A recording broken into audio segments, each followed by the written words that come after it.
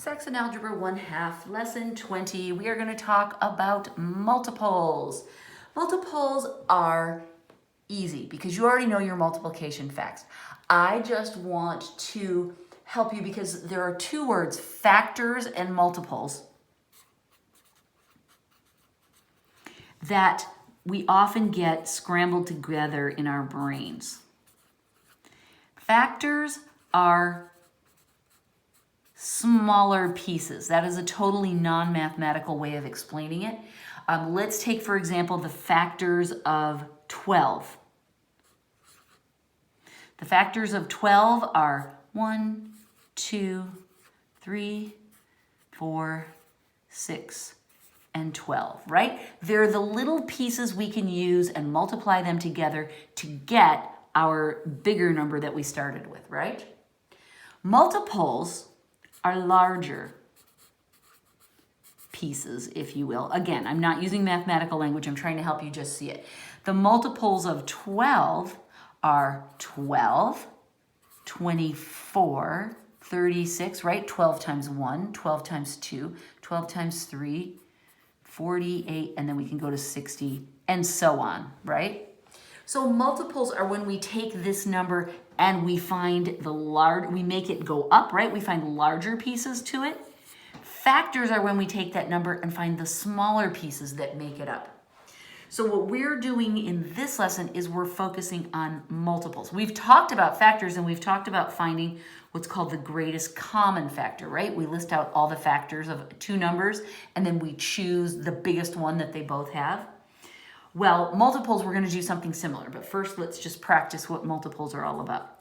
Example 20.1, the number 8 is a multiple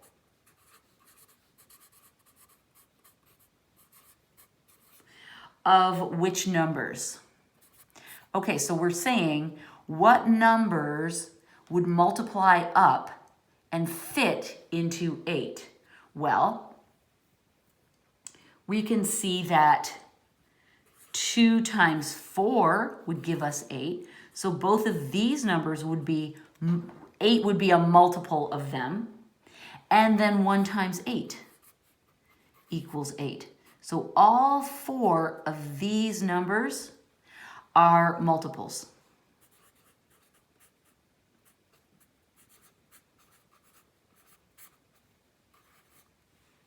Right?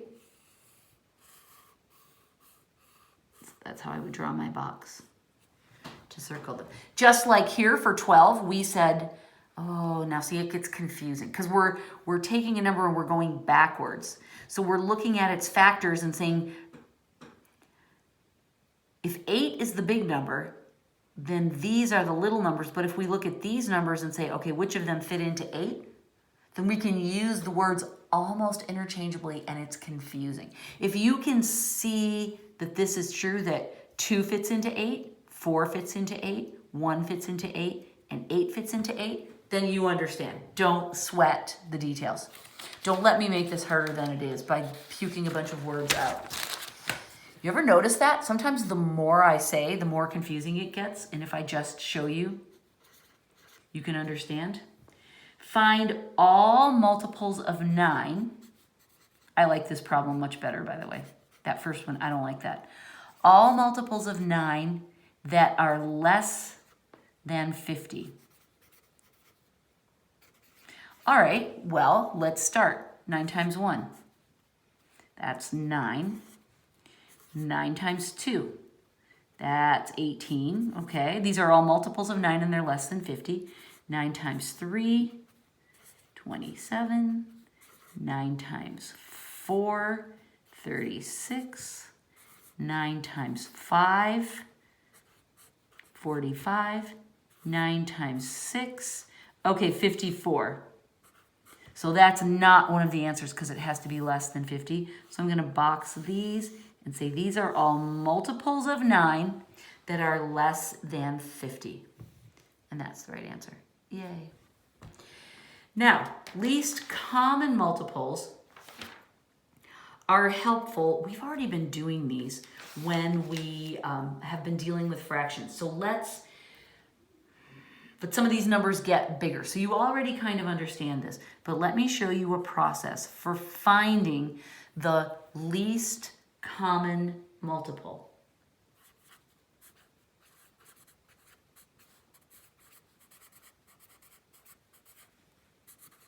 And what this means, let me just finish writing, and you finish writing. We often call this the LCM. We're looking for a number that all of our other numbers will fit into, so it's a common multiple, but it's also the smallest that we can find. All right, so here's an example. We're supposed to find the least common multiple of these three numbers. Find LCM of, and then John writes the numbers in parentheses, 24, 55, and 80.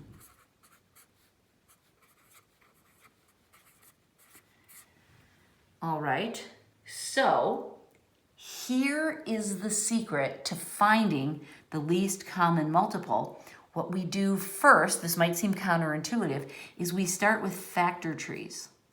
We're going to find all the factors of these numbers first. I'm going to do that on the next page so that I have plenty of room. Our numbers are 24, 55, and 80. Now, I don't know my 24 times tables or my 55s or my 80s. I can figure out a couple, but I don't know those. So I can't just list off numbers in my head and figure this out just thinking about it. What I need to do is calculate the least common multiple. Remember, that's what we're talking about here. So here's the way I'm going to do it. The first thing I'm going to do is I'm going to make prime factor trees for each of these numbers. Now, if we were in class, I would sit down and I'd hand you guys the markers and tell you to do the prime factor trees for these numbers. And I would take a little, nap while you did that. But I don't have that option. I have to do them myself, you guys. So help me. 24, we need two numbers that multiply to 24. I'm going to choose 6 times 4. Neither of those are prime numbers, so I have to keep going. I'll work on 6. What numbers multiply to 6? 2 times 3. And those are both prime, so I circle them. 4 is not prime, but that is 2 times 2. So I'm going to write those down. Now, before I go on to the other numbers, I'm going to simplify these by just writing it like this so I can see it better. 1, 2, 3 2s, and 1, 3. Okay, so these are the prime factors of that. 55. Well, this one I like way better. It's so easy, you guys. We're done, right? 5 times 11. And 80, well, let's see. Let's do 8 times 10. 8 is 2 times 4. There's 1 prime. 4 breaks down into those. And then 10 is 2 times 5. All right, so look at that. We've got 4 2s. 1, 2, 3, 4. That's a 2. It looks like I tried to turn it into a 3. And then a 5. Okay, so we have prime factored all of these. Now, what we want to do is collect the factors. I'm going to say in a basket, and that makes no sense whatsoever, but let me explain. We're trying to build a number that each of these numbers, as represented by their prime factors, will be able to find themselves in the basket. So here's the way we do it. We start by the first one by writing them all down, and I'm going to put some gaps. Oops, I'm sorry, just that much. I was going on. All right, so we fill our basket first with the first number. Then we go to the second number and say, are these factors already in our basket, or do we need to add them to our basket? We have no 5 and we have no 11. So I'm going to add, I already started doing the 5. I was making it easy for you. I'm adding these numbers to our basket because we didn't already have them there. Okay? So this is what we have in our basket. These are the numbers we want to represent, and right now we've got the first one and we've got the second one. Now we're ready for the third one. Now, I know this was originally this first number, but it's okay if we use these same numbers for a different number. So it's okay, we've got 1, 2, 3, 4 twos that we need to put in the basket, but right now we only have 3. So we're gonna add another 2. And then we need a 5 in our basket. Okay, we've got that one. And again, we used it for this number, but it's okay. We can use the numbers more than once as long as each one of these numbers can find itself in our basket, then we have done our job, okay? So that looks really good, doesn't it? The last step, so we've built our least common multiple. So I'm gonna write that LCM. And that's what I mean when I say collect them in a basket. That's really a weird, vague metaphor, but it's this process of going one number at a time and making sure that each number can find itself in our basket. And then our last step is to multiply everything together. And that's really kind of annoying. So what I'm gonna do is I'm gonna multiply these two together and I'm gonna get 10. And then I'm gonna add the 11. I'm trying to do this easier. 2 times 2 is 4, times 2 is 8. 8 times 3 is 24. Makes sense? So I just mushed those together in such a way that I thought it would be easier. And now I'm gonna multiply these two together and I'm gonna do 240 times 11 because that sounds easy to me to multiply that. 0, 4, 2, put a 0 down, 0, 4, 2. Total is 2640. So the smallest number, the least number that all 3 of these original numbers will find themselves in is 2,640. That's our final answer. That represents all of these multiplied together, right? And this was just my steps of combining them. Whew, that's pretty crazy, right? Okay, we're almost done with this lesson. We have one more problem to work out. And for this, it's helpful if I show you the book. So let me bring that in. And John's asking us the same kind of questions. He's just using a slightly different format. Let me just cover up the answers so we can have the fun of figuring them out together. All right, below we show 3 numbers expressed as products of prime factors. Okay, so here we had to figure out our own prime factors. This time John is giving them to us. Well, that's nice, doesn't it? Isn't it? He's so kind, John Saxon is. So we don't know what the original numbers are. He's just calling them first, second, and third, but we can see that the factors are all right here. Okay, look, I wrote in my book. It's so sad. What are the numbers? All right, so what he's saying is figure this out, you guys. Figure out what each of these first, second, and third numbers are. I'm grabbing a piece of paper that's smaller that I can work on. And now I'm folding off this part because, you know, who wants to use a piece of paper with those ratty rips? Not me. Heck no. Okay, so what we have to do is just like we did at the end of that last problem, we have to multiply these numbers together in such a way that it doesn't make us crazy. The first one is 2 times 2 times 3 times 7 times 7. All right, I can see that those are 2 hard numbers, but that's 49. 2 times 2 is 4. 4 times 3 is 12. So I'm going to write the 12 underneath here and multiply. 18, 9, 0, and 49 again. So this is 8, 8. 588 looks like it's the first number. We did it right, 588. See it? Okay, second number. I'm calling that number 2. 2 times 2 times 2 times 2, 4 2s, times 5 times 7. All right, well, there's a 10. This much is a 10. This much is 70. 2 times 2 times 2, that's 8.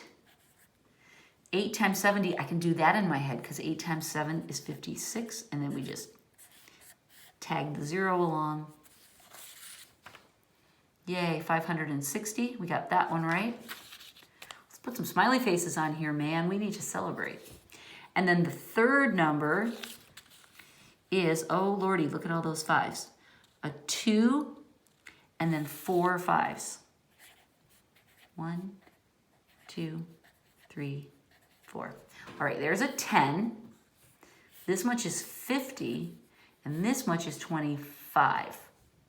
That's the way my brain chose to see that. You guys, there's no right or wrong way to do this. And that's why it's more fun if you get to figure out the way than just watching me do it. But it helps you to see how I like to combine the numbers. I try to make it easy on myself, you guys. This doesn't have to be hard. So I look for easy things that I can do in my head, like this, right? I look for the 10s because that's simple. These two, 7 times, those are just icky, so I might as well put them together. But we try to make it easy on ourselves. So I like this one, 50 times 25. There's a 0. Now I can just start right in with these. 25 to 1,250. Did we get it right? Yay. All right, so you don't have to do it my way. That's not what's important. What is important is that you look for ways to make that multiplication as easy as possible for you. All right, and then John asks us, what is the LCM of that number? All right, we figured out the 3 numbers. So now what we have to do is fill our basket with this, right? So let's look and see. We start by putting in the first number. 2 times 2, and then I leave a little break, times 3, times 7, times 7, right? So there's the first number. Got it. Now we take our basket to the second number and see, do we have to add anything so this number can be in our basket too? Yes, we need a total of 4 2s, and then we need a 5. We've got a 7 already, so we're fine. We have an extra 7, that's fine. We don't care if there's extra. We just want to make sure that each number can find itself in our basket. Third number, 1 2. Okay, we're covered on 2s, but look at this. We need 4 5s. So I'm going to add them up here because I've run out of space. I'm going to add 3 more 5s, so now we have 4 5s. All right, so we're good now. Our basket is good. Now, unfortunately, the hideous thing is finding an easy way to multiply this. But here's what I'm excited about, you guys. Look at all these 2s and look at all these 5s. 1, 2, 3, 4 2s. 1, 2, 3, 4 5s. So that means we can do 10 times 10 times 10 times 10. And remember, when we multiply powers of 10, we can just write a 1 and then add the zeros. 1, 2, 3, 4. So that means when we use just the 2s and the 5s, we have 10,000. What? That's pretty cool. All right, now we still have these 3 factors though to deal with. And here's what I'm thinking. 3 times 7 is 21. 21 times 7, I can do in my head, right? It's 147. So now, right, I did this times this, 21, and then I multiplied it by 7, and I could do it in my head. I could have done 49 times 3, but that sounded harder to me. 21 times 7 is easier. So now I just have to multiply 147 times that, and I write the 147, and then I copy down 4 zeros. And then I work backwards, filling in. So those are my little tricks. Oh, let's see if we got it right. Yay, 1,470,000. The way that you multiply together all those factors is up to you. Don't let my tricks psych you out. If they don't work for you, that's fine. Multiply it any way you like, but just know that you multiply all that together and you get the answer. All right, let's look at the practice problems. Find all multiples of 7 that are less than 56. We did something just like that, didn't we? We did the multiples of 9 that are less than 60. Find all the multiples of 6 that are greater than 29, but also less than 50. Okay, well, so we go, okay, 6 times 5 is 30. So that's where we would start, right? So it would be 30. And then what's the next one? 36 is 6 times 6. 42 is 6 times 7. 48 is 6 times 8, and that's where we max out, right? Because 9 times 6 is 54, and that's over the limit. So you guys, really, these problems like this are just about knowing your times tables. And it's only when we're trying to find the LCM of certain numbers that we have to do this whole factor tree and berry basket thing that I just think is actually kind of fun. So sorry if I'm weird. All right, look what I'm doing. I am ready to cross off lesson 20 because we're done. That's all of this week's lessons. Yay! Good luck with your homework, and I will talk to you soon. Bye.